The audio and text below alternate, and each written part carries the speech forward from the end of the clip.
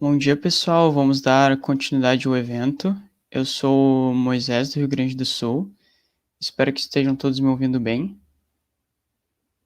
Se tiver alguma coisa errada, por favor, me alertem aqui no chat. Alô? Alô? Estão me ouvindo?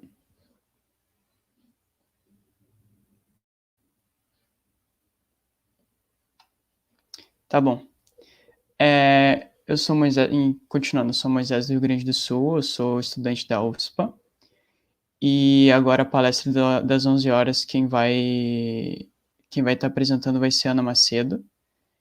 Ela possui graduação em Engenharia Elétrica, mestrado e doutorado em Ciências, e atualmente ela é especialista no laboratório da USP. Ela tem experiência na área de odontologia e atua principalmente com próteses odontológicas e materiais odontológicos. Eu vou adicionar agora ela na stream. Bom dia. É um prazer, Moisés. Eu gostaria de agradecer o convite de vocês, organizadores da 8ª Semana de Informática Biomédica. É um prazer poder colaborar um pouquinho com vocês.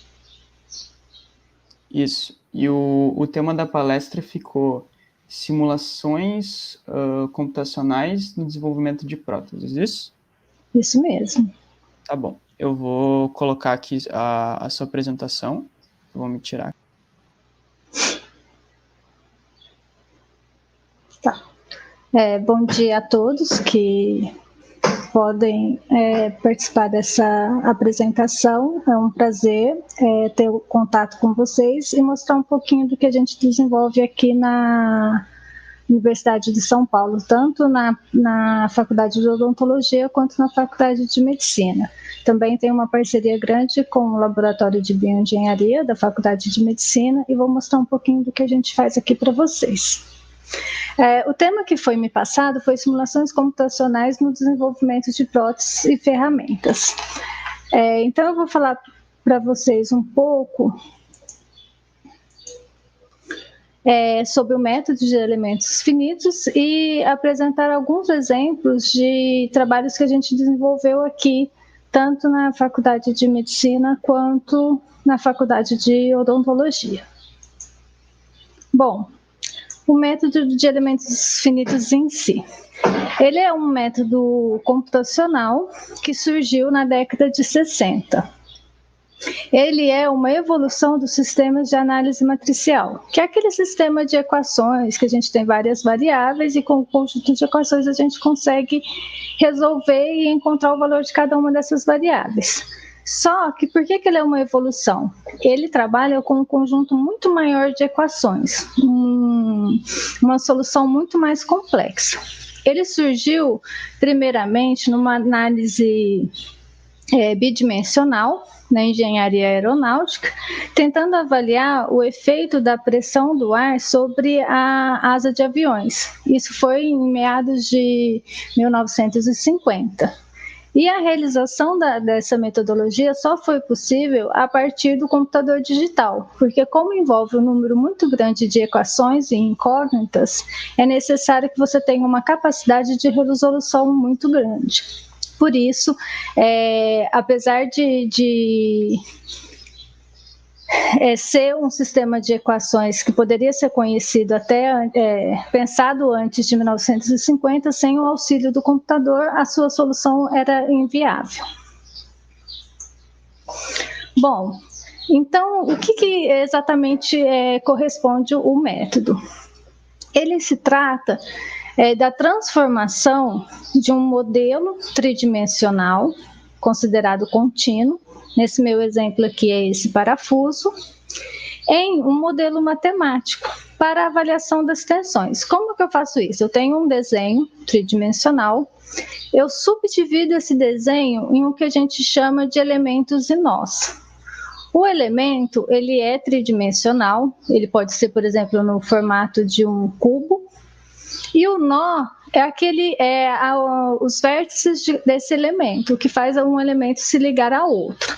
Então, a partir da transformação desse meio contínuo em um meio discreto, que é ele subdividido, é possível fazer simulações e avaliar, por exemplo, a distribuição de tensões a partir de um parafuso, de uma prótese, ou mesmo avaliar qual que é o modelo ideal desse parafuso para ter uma aplicação médica em reabilitação. E para a gente realizar essa metodologia, a gente passa por 3 processos, que a gente chama de pré-processo, a simulação em si e o pós-processo. O mais demorado, na minha opinião, é o pré-processo, porque ele passa por todo o planejamento de como a gente vai fazer essa modelagem, a realização de todas as variáveis. E para que a gente tenha uma resposta adequada, principalmente pensando na área médica, na área da saúde, a gente tem que ter uma interface entre as áreas. Não adianta eu, como engenheira, querer fazer a solução sozinha, porque eu não tenho o conhecimento da área biológica que um médico tem, por exemplo. Então, a gente tem sempre que trabalhar em parcerias para entender melhor como que isso pode ser representado em um modelo matemático. Então, vamos lá. Pensando no pré-processo. Por exemplo, eu quero fazer uma fixação de uma fratura da pelve. Pode ser humana, canina, é usado também na medicina veterinária. Então, primeiro eu preciso ter um modelo que mimetize ao máximo aquela região que eu quero avaliar. A mesma coisa para a área de odontologia, por exemplo, a colocação de implantes odontológicos na região da mandíbula. Então, como que eu faço isso? Como que eu obtenho esse modelo mais próximo possível do que a gente espera para chegar próximo ao que seria um modelo real, que seria o nosso modelo contínuo?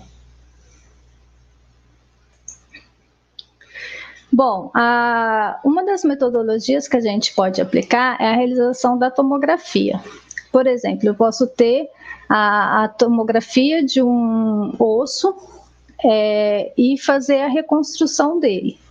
Ou mesmo escaneamento de uma prótese. Porque às vezes a gente faz a modelagem de uma prótese, a proposição de um novo modelo de próteses, ou a gente pode também, muitas vezes a gente vê na literatura, a comparação de diferentes tipos, formas de utilizar a prótese.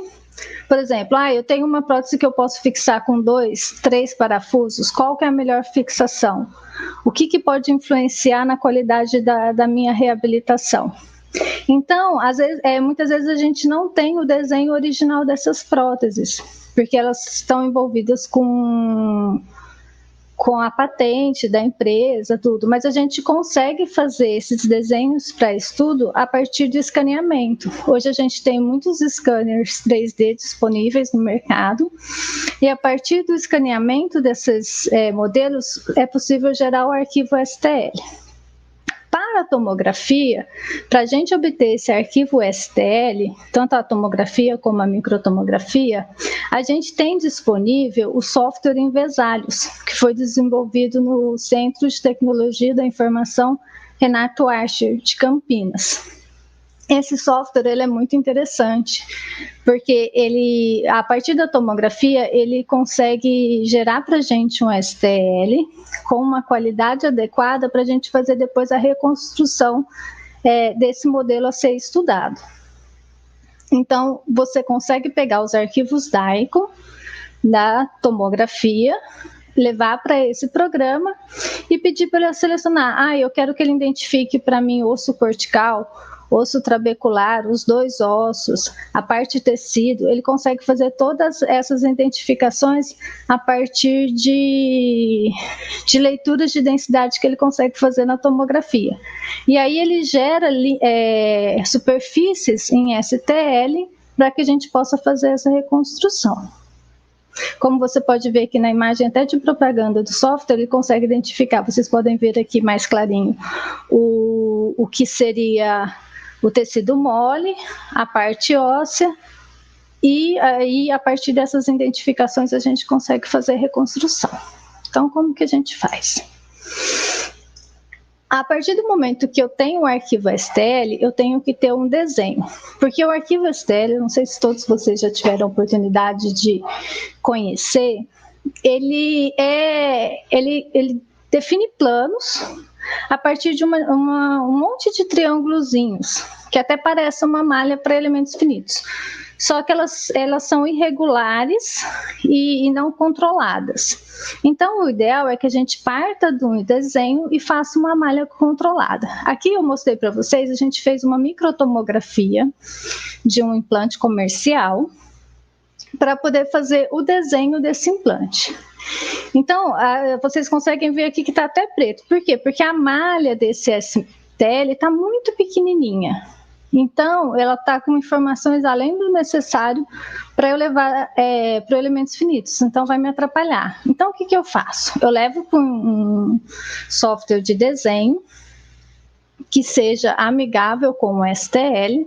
Nesse caso aqui, a gente usa o Rhinoceros, que é um software que não é de alto custo, existem softwares muito mais caros para a realização de desenho, e ele tem várias ferramentas que permitem a gente comunicar bem com o STL, com a malha do STL. Então, a partir desse STL que eu enviei, ele já é tridimensional e está no meu Rhinoceros. Eu consigo desenhar o meu implante. E aí, como que eu sei se o meu desenho está ficando adequado ou não? Eu coloco a sobreposição dos dois e eu tenho que ver, ora parte do meu desenho, ora parte do meu STL. Então, eu consigo, no final, reconstruir muito próximo àquele implante original e aí fazer os meus estudos da melhor configuração, quantidade de implante que eu vou usar, se eu posso usar ele angulado ou não, e aí eu posso fazer uma série de proposições. E posso, inclusive, propor novos implantes. Eu achei que esse implante não está dando uma resposta adequada, está tendo concentração de tensão, eu posso ter absorção óssea. Então, o que eu faço? Eu posso propor diferentes configurações, avaliar nos elementos finitos se melhora essa minha resposta desse implante, e aí eu posso patentear esse meu novo design, propor para uma empresa a fabricação dele e colocar esse produto no mercado.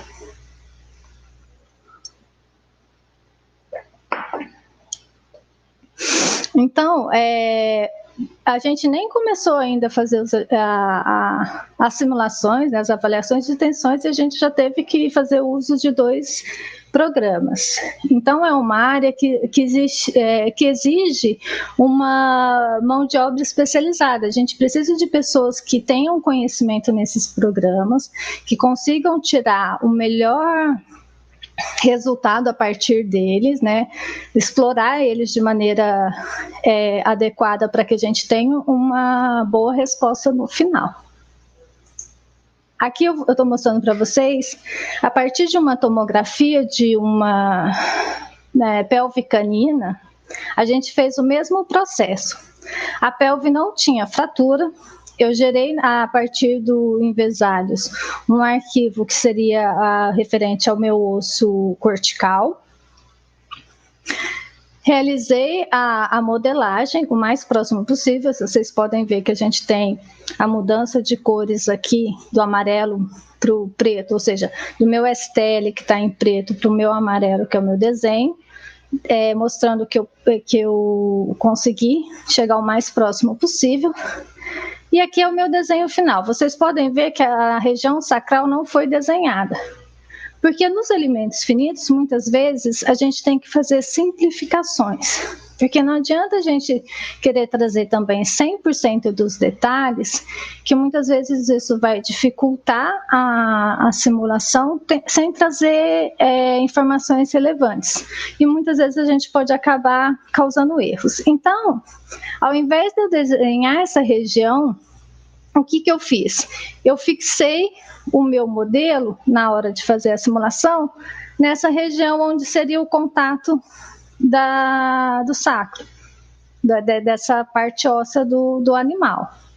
E aí eu obtenho primeiramente o meu modelo completo, sem fratura nenhuma. E aí eu posso simular diferentes fraturas que podem ocorrer nessa região. Nesse caso aqui era uma fratura nessa região, e aí a gente fez uma fixação.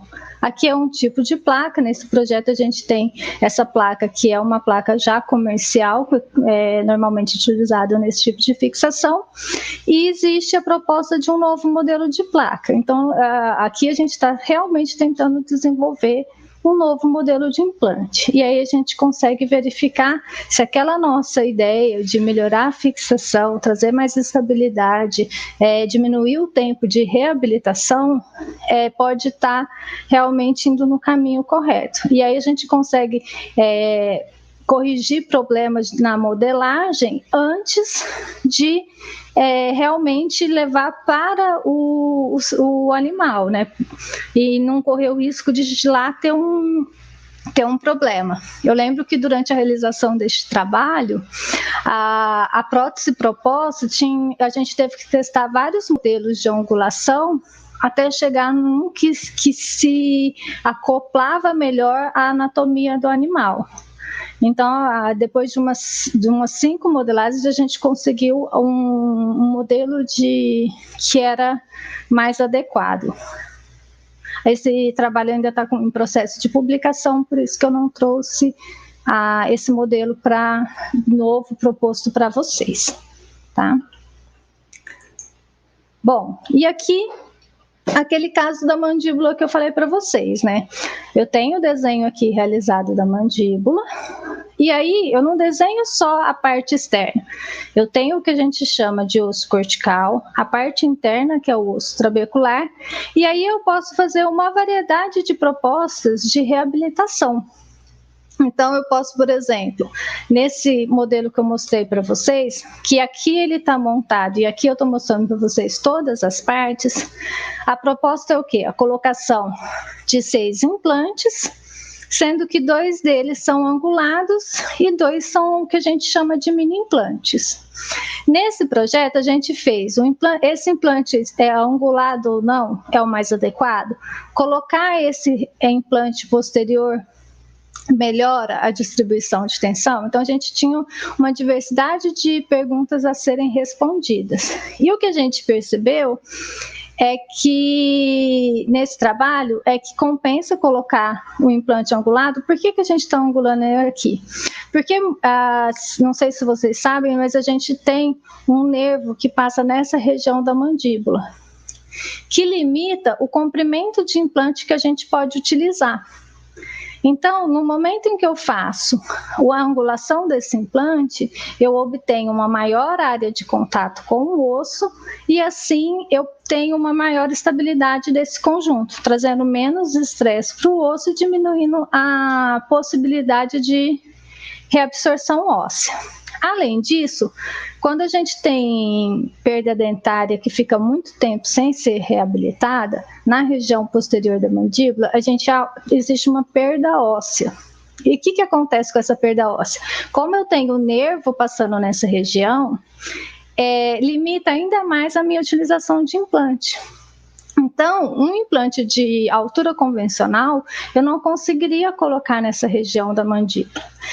E aí, muitas vezes, a gente tem que trazer a reabilitação até a região posterior, a região dos molares, que é a principal região utilizada na mastigação e processamento dos alimentos. Só que se eu deixar sem nenhum apoio na região posterior, o que acontece? A alavanca. E esse processo de alavanca pode fazer com que eu perca a estabilidade dos implantes na região anterior. Então, com o nosso estudo, apesar da gente verificar que esses implantes curtos aqui têm uma pequena área de contato com o osso, ele melhora muito a distribuição de tensão no conjunto todo, como eu vou mostrar para vocês daqui a pouco. Então, vocês viram que eu mostrei para vocês que são várias etapas, né? A gente passou pela tomografia e escaneamento, passamos pelo Invesalhos, pelo Rinoceros, que é o programa de desenho, E até agora a gente não sabe nada do que vai acontecer. Por quê? Porque nesse momento em que a gente tem o nosso modelo adequadamente desenhado, aí a gente vai para o programa de elementos finitos propriamente dito. Então, o que eu faço no programa de elementos finitos? Eu exporto o meu desenho para o programa e começo todas as etapas que eu tenho que cumprir dentro do programa. E uma delas é determinar o tipo de elemento que eu vou usar na minha análise. Se vocês olharem essas duas imagens, a gente tem dois cubos, que seriam dois elementos, certo? Só que existe uma diferença nesse elemento em relação a esse, que é o número de nós. Porque cada nó desse está associado a um conjunto de equações. Por exemplo, a tensão que eu vou observar nesse nó está relacionada com todos os nós que estão interligados a ele. Se eu coloco um nó no meio de cada uma dessas arestas, eu estou aumentando o número de equações. E aí eu aumento a possibilidade de soluções do meu modelo. O meu modelo, se ele tiver um comportamento muito complexo, eu às vezes preciso, para melhor representar o seu comportamento, um maior número de equações. Então, no momento de escolher o elemento que eu vou usar, eu estou escolhendo a quantidade de equações que eu vou vincular àquela minha malha. Então, a partir do momento que eu escolher o tipo de elemento que eu vou usar, eu também tenho que escolher, informar para o programa as propriedades dos materiais. O que é isso? Todo material tem um comportamento intrínseco.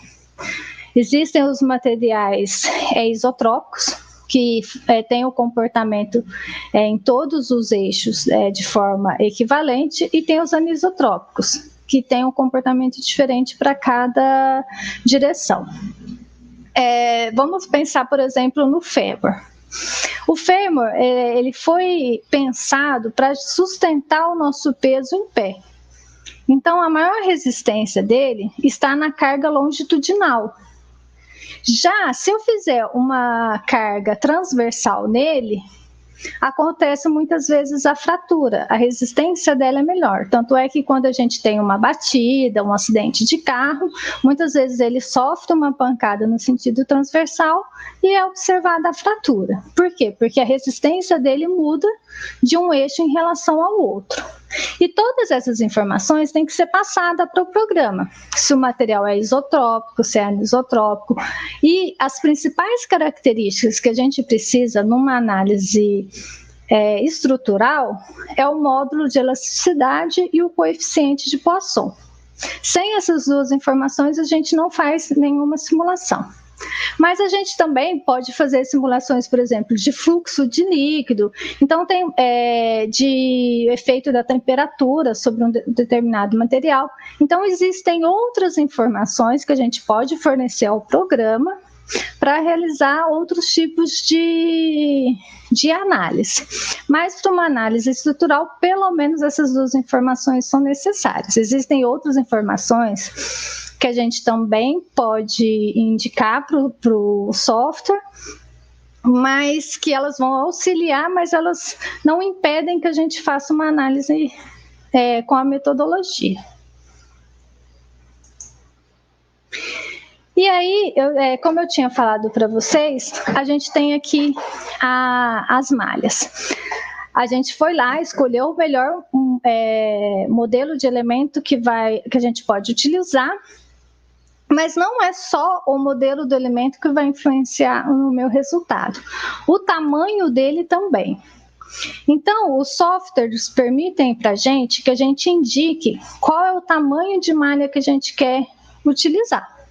Aqui eu fiz para vocês o mesmo implante com 3 tamanhos de malha diferentes. Essa aqui é tão pequenininha que está até difícil de enxergar, que ela tem vários elementos.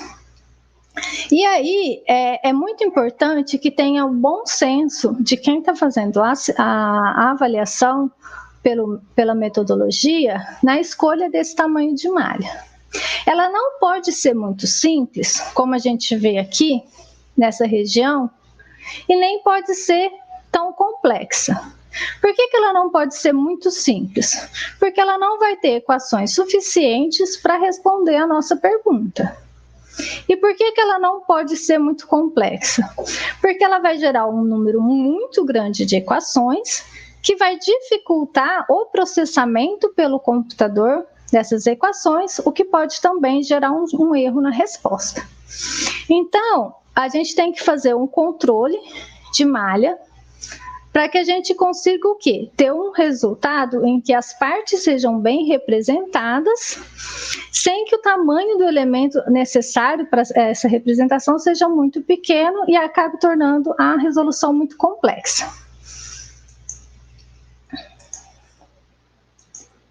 Aí aqui vocês podem ver a parte interna das 3 malhas que eu propus, né, para mostrar para vocês a diferença de cada uma delas.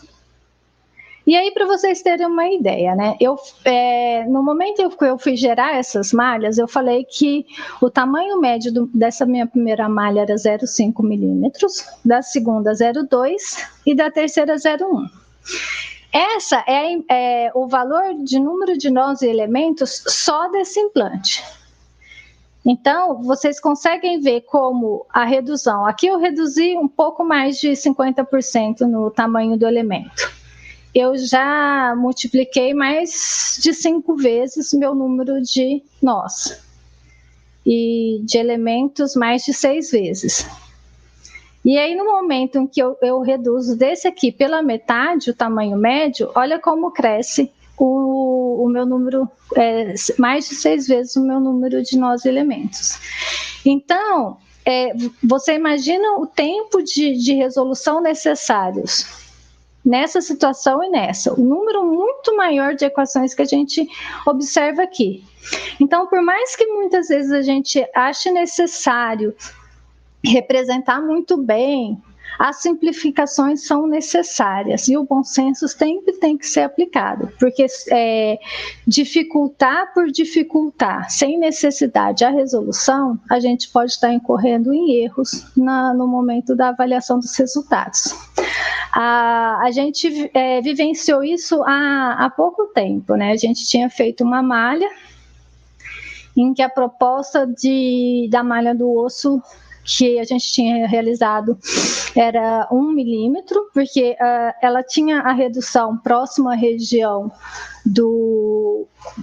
de colocação do implante, era uma simulação de mandíbula. Aí o professor achou que a gente estava usando uma malha muito grande e pediu para que a gente reduzisse.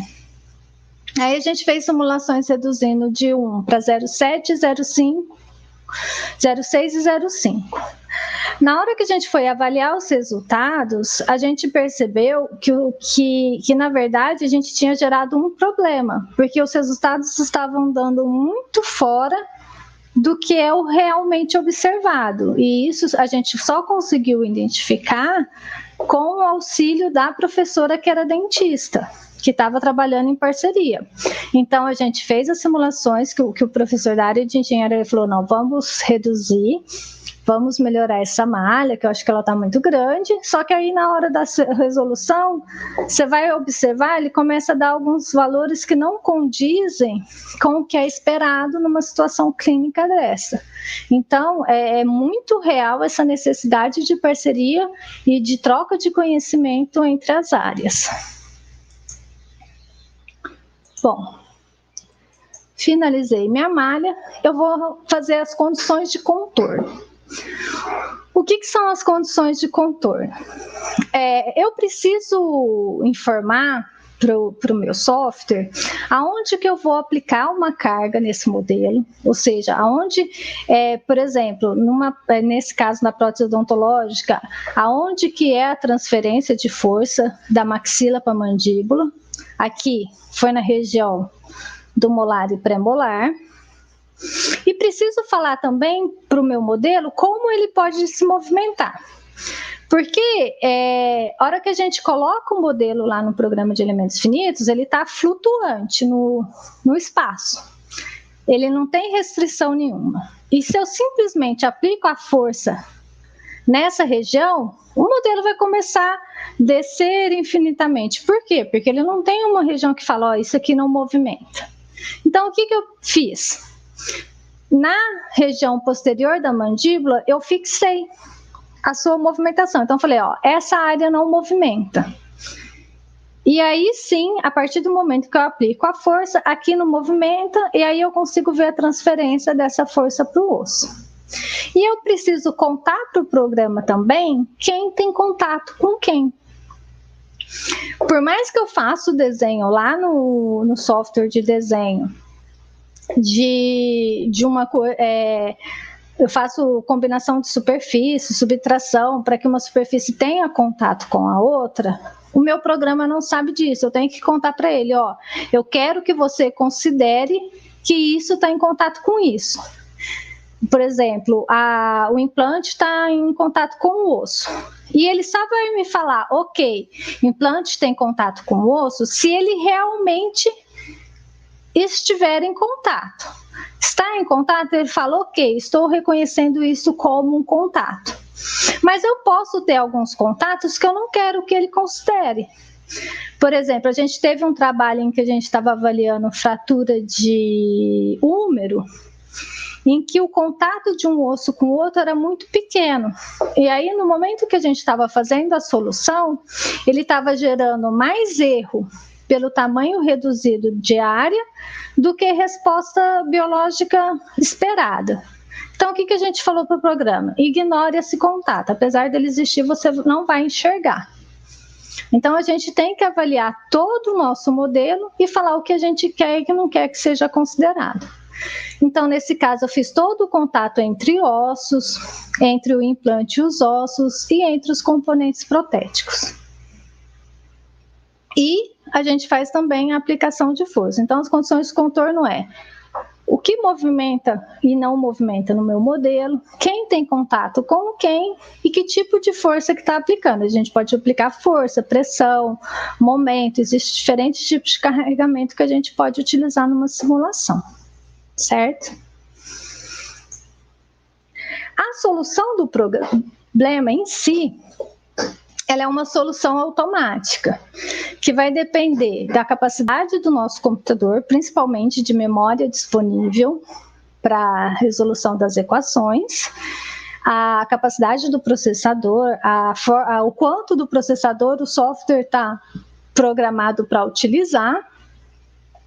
E dependendo da complexidade da nossa simulação, ela pode durar até desde 15 minutos, 20 minutos, até 3, 4 dias, dependendo da quantidade de nós e elementos que esse modelo final nosso apresentou, né? Então, isso é uma coisa que não depende muito da nossa ação direta, a não ser montar o modelo adequadamente, né? Nesse momento, se o modelo não estiver construído de forma adequada, a gente não vai ter a solução e provavelmente o software vai apontar que existem problemas, às vezes na malha, às vezes na região de contato, que precisam ser selecionados, resolvidos, antes de que a gente consiga realmente realizar essa simulação. E aí a gente tem o pós-processo. O que é o pós-processo? A gente vai avaliar o que o computador forneceu para a gente. A gente tem sempre que ter na cabeça que o modelo pode estar... Ele sempre vai dar uma resposta para a gente. Se não tiver nenhum erro de contato, de nó que o programa não está identificando adequadamente, ele vai te dar uma resposta. Aí que é o grande drama. Essa resposta corresponde ao que a gente pode ver na prática clínica? É aí que é muito importante a conversa, a troca de experiências entre o profissional da área da saúde e a pessoa que está realizando essa simulação, que está desenvolvendo o modelo. como eu comentei com vocês, quando a gente fez a grande refinamento da malha naquele modelo odontológico. Então, se a gente começa a ver, por exemplo, níveis de tensão muito altos, esses níveis de tensão realmente acontecem ou eles são um problema da nossa malha que não está adequada? E aí a gente tem que fazer ajustes e avaliações. Então, o primeiro passo é avaliar a deformação. Por exemplo, em um implante odontológico, a movimentação do implante no osso é muito pequena. Então, se eu fizer uma simulação e falar que o meu implante está movimentando dentro do osso 1 milímetro, o meu modelo não está respondendo adequadamente. Então, eu tenho que rever a malha que eu propus, a forma como eu propus toda a solução, para ver o que está acontecendo, que está dando essa movimentação enorme e a resposta não corresponde ao que a gente vê na prática clínica. A deformação está adequada. Realmente a gente espera que dê 0,1 milímetro, por exemplo, de movimentação, a gente ainda consegue observar em implante. Então, visto isso, a gente passa a avaliar as tensões. A gente tem as tensões equivalentes do von Mises, que dão uma ideia geral da distribuição de tensões no modelo, e a primeira a ser avaliada. E aí depois, quando a gente tem materiais dúcteis, que são os metais, a gente faz a avaliação pela tensão equivalente do von Mises mesmo, ou quando a gente tem materiais frágeis, como a gente tem o osso, por exemplo, a gente faz a avaliação de tensões máximas e mínimas principais. O que é tensões máximas e mínimas principais? Onde a gente está tendo mais tensão de tração, mais tensão de compressão, porque isso está diretamente envolvido com o processo de remodelação óssea. Quando a gente tem uma tensão de compressão muito alta, existe uma tendência de reabsorção óssea nessa região. Então, sempre que a gente está pensando em modelos com osso, a gente tem sempre que estar atento se a tensão observada ali é tração ou compressão e como que isso pode influenciar no processo de fixação desse implante, de durabilidade. Então, é sempre importante avaliar as tensões máximas e mínimas principais. E sempre que possível, a gente faz a validação do modelo.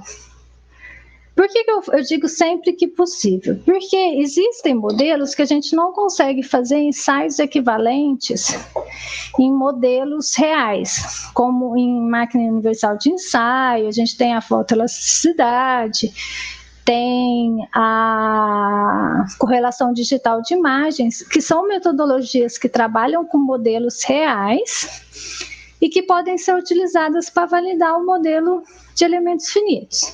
Se forem situações que permitam essa validação e a gente tenha a tecnologia disponível para fazer essa validação, ela é sempre interessante. Sendo que é sempre importante observar que vai haver uma discrepância nos resultados, não vai ser exatamente igual. Por exemplo, a deformação que eu vou ver numa máquina universal de ensaios, muitas vezes não vai ser exatamente igual à deformação que eu vejo nos elementos finitos. A gente espera sempre uma maior rigidez nos elementos finitos, mas a gente tem na literatura que divergências até da ordem de 20% a gente considera o modelo como válido. Então, a gente trabalha dentro dessa margem de variação, né? E aí, uma vez validado, feitas essas avaliações, a gente pode avaliar, por exemplo, os pontos de maior tensão, se eu estou propondo uma prótese nova, se essa prótese precisa ter modificações, porque ela corre o risco de fratura, porque há uma concentração muito alta de tensão numa determinada região da prótese, ou mesmo se é uma região em que pode ocorrer uma reabsorção óssea, porque a tensão de compressão naquela região está muito grande.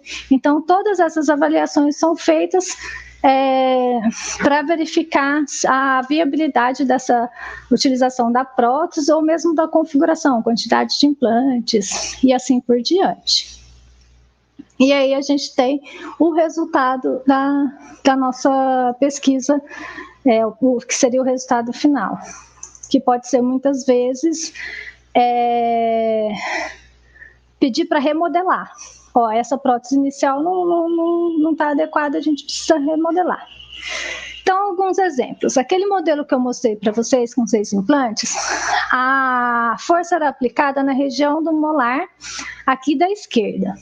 Então, esse implante ele é o mais carregado, mas o carregamento de força aqui tem um efeito de báscula, o quê? Que acaba gerando tensão, inclusive no implante curto oposto, né? Que acabam os implantes posteriores, apesar da força ser aplicada no implante aqui mostrado na esquerda, o direito também acaba sofrendo tensão. E aí, aqui eu mostrei, aqui são as tensões máximas principais e mínimas principais. As máximas são tensões positivas, indicando tração, mínimas tensões negativas, indicando compressão. E o que acontece em cada um dos lados dos modelos.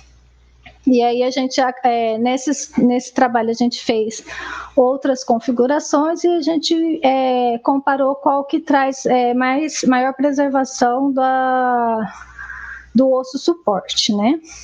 Além de avaliar as tensões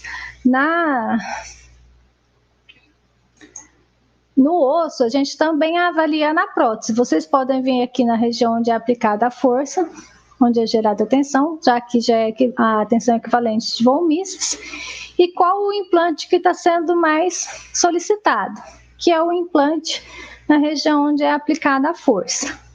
E aí a gente pode, como o modelo é tridimensional, você gira o modelo e obtém as imagens daquela região que mais vai representar, que vai trazer a comparação entre os modelos que você propõe. Bom, aqui é um outro trabalho. Nesse trabalho a gente propôs diferentes formatos de conectores e aplicou 2 cargas.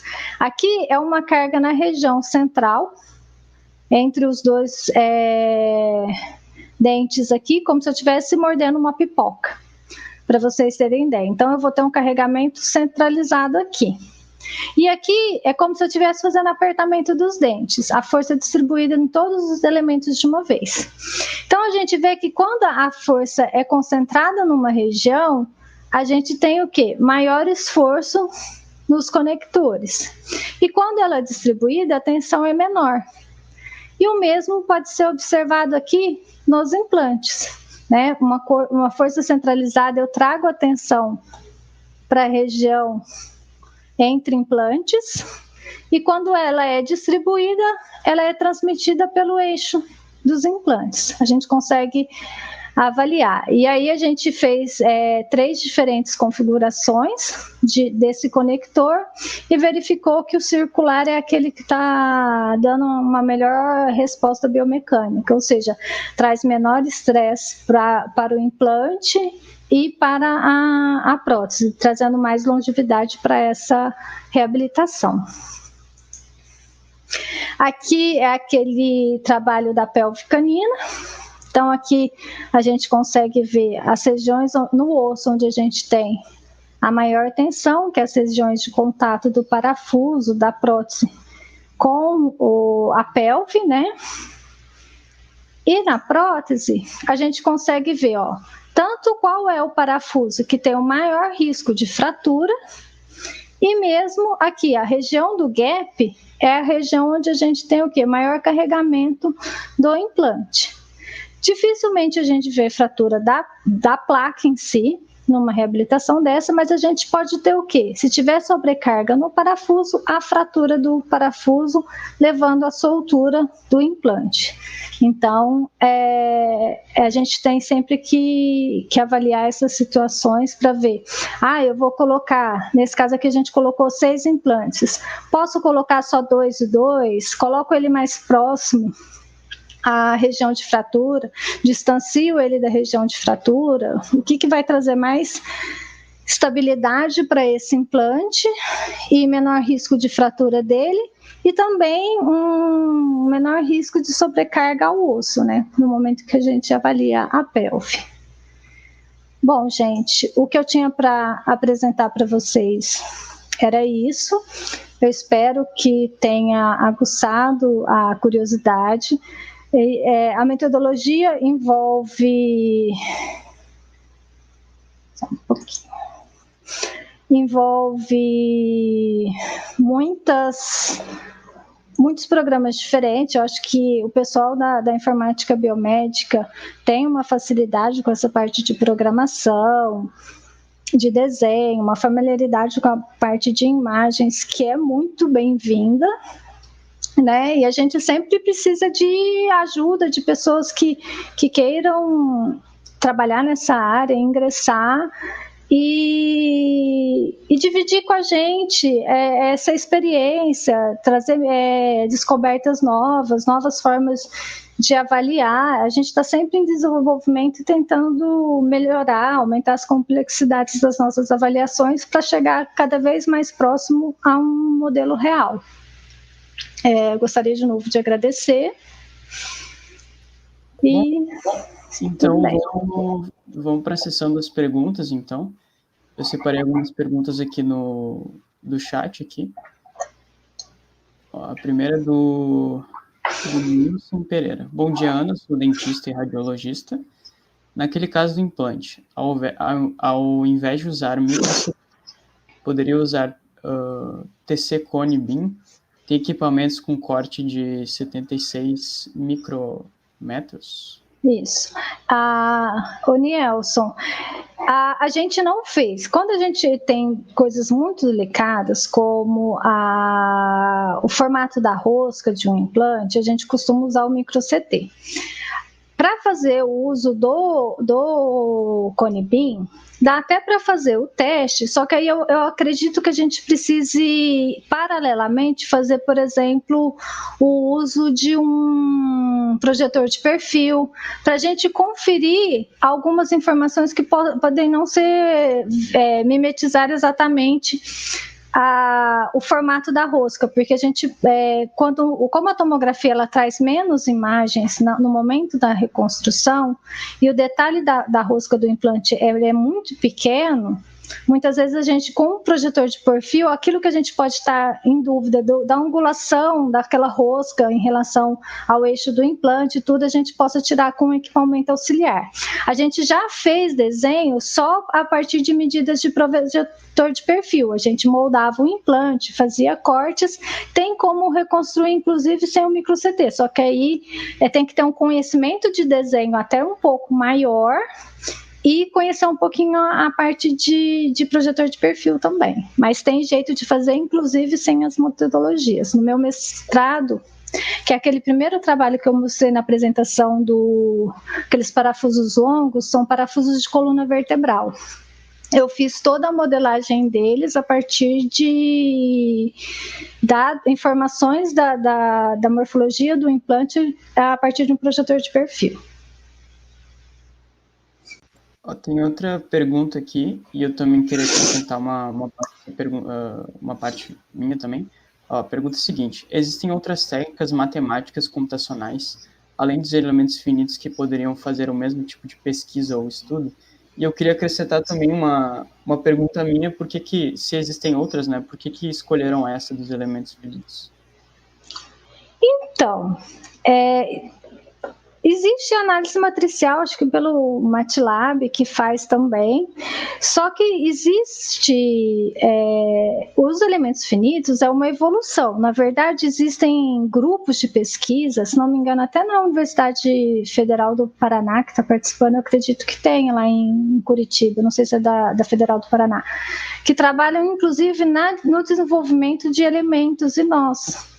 Existem grupos específicos de programação que eles buscam fazer elementos que representem cada vez mais o modelo, que tenha a resposta mais próxima do que a gente observa no modelo real. Existem competições entre programadores que buscam realmente trazer para os elementos finitos modelos que trazem resposta melhor. A gente tem uma infinidade de programas de elementos finitos no mercado, E outros modos de avaliar a tensão, a gente tem, igual eu falei para vocês, a correlação digital de imagens, que como ela funciona?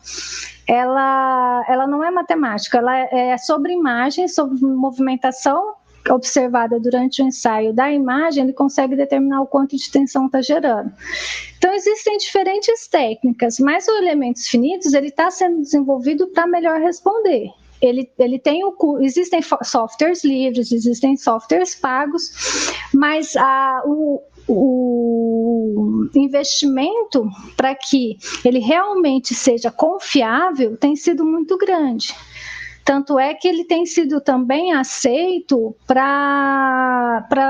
como teste de implantes, porque antes uma empresa para validar um implante tinha que fazer ensaios mecânicos que envolvem alto custo, e dependendo existem situações em que ele pode ser substituído por elementos finitos, que você tem um investimento inicial muito grande na compra do software e no treinamento de quem está aplicando a metodologia. Mas depois, a longo prazo, o custo se torna bem reduzido. Respondi tudo? Respondeu tudo. Ótimo. Outra pergunta aqui desse nome em inglês aqui, Blackout. O CTI Renato Archer tem parceria com a bioengenharia da Fundação Médica de Ribeirão Preto, ou foi contato individual dos colaboradores da pesquisa? O Centro Renato Arte lá, eles são fantásticos. Fala assim, nossa, é um lugar maravilhoso. E a gente, através do professor Shimano, conseguiu um contato com eles, e eles estavam, naquele momento, fazendo um treinamento que foram para 3 pesquisadores. E eles possibilitaram a gente participar desse treinamento. Porque lá no Renato Arte eles fazem muito trabalho em parceria com diversos locais, só que eles têm uma demanda muito alta. E nessa oportunidade, eu tive a oportunidade de estar lá,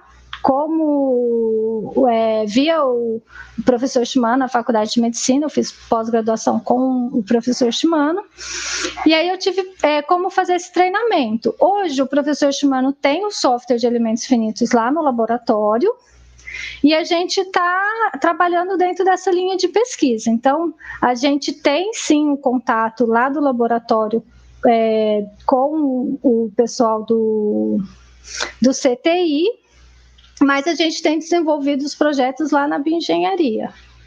Mas assim, gente, olha, amo de paixão o CTI, eles são muito, muito acessíveis, muito bons, eles são fantásticos, assim, acho que é um lugar que quem tem a oportunidade de conhecer fica realmente encantado. Então é isso, eu acho que as perguntas foram essas, eu queria agradecer a sua participação no evento, foi muito bom estar aqui, eu era um que tinha muita curiosidade de entender esses elementos finitos, que não fazia ideia do que era. São quase infinitos, eu vou falar para vocês. Quase infinitos, exatamente. E então é isso, agora a gente vai dar o segmento para o sorteio. Tá certo, então. Obrigado pela palestra. Obrigada a vocês, gente. Quem tiver curiosidade, estiver aqui em Ribeirão, né, ou mesmo quem não tiver, quiser fazer contato com a gente, o professor Shimano é uma pessoa muito acessível, e quem é do curso aqui conhece ele, e a gente sempre quer agregar. Então, venham nos conhecer, trabalhar com a gente, vai ser sempre um prazer. Tá? Um abraço. Um abraço.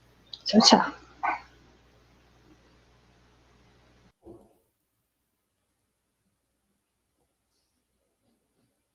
Então tá aqui o sorteador. E manda ver então.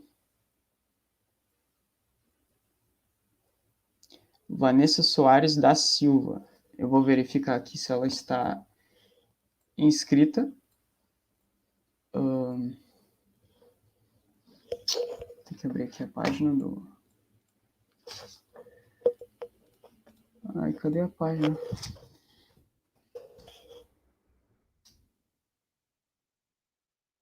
Lembrando que o sorteio era só para quem estava inscrito no evento. E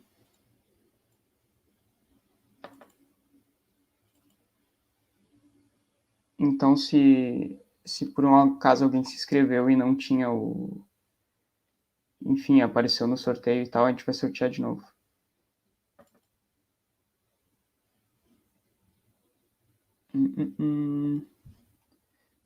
Onde estão?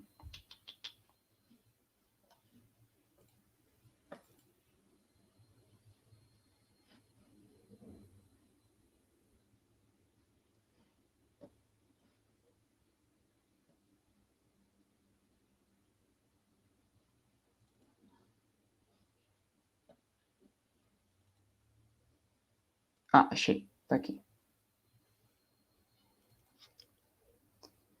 Nossa, achei que eu não ia achar mais isso aqui.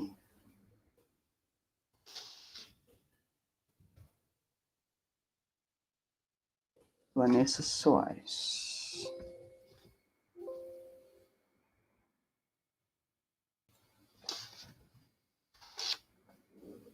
Aparentemente aqui não tem nenhuma Vanessa Soares nas inscrições.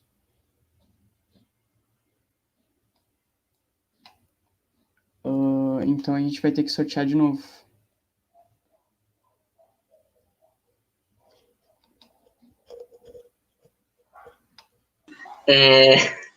Moisés, tem sim a Vanessa Soares, eu olhei aqui no sistema lá, tem sim. Ela ganhou sim. Vanessa, parabéns. Ganhou? Não, tá bom, desculpa, é que não, realmente não apareceu, eu tava verificando aqui de novo. Não, tudo bem, parabéns, Vanessa, por ter ganhado aí. Ganhou um curso na Udemis. Uhum. E vamos mandar mais informações para você no e-mail depois, beleza? Ó.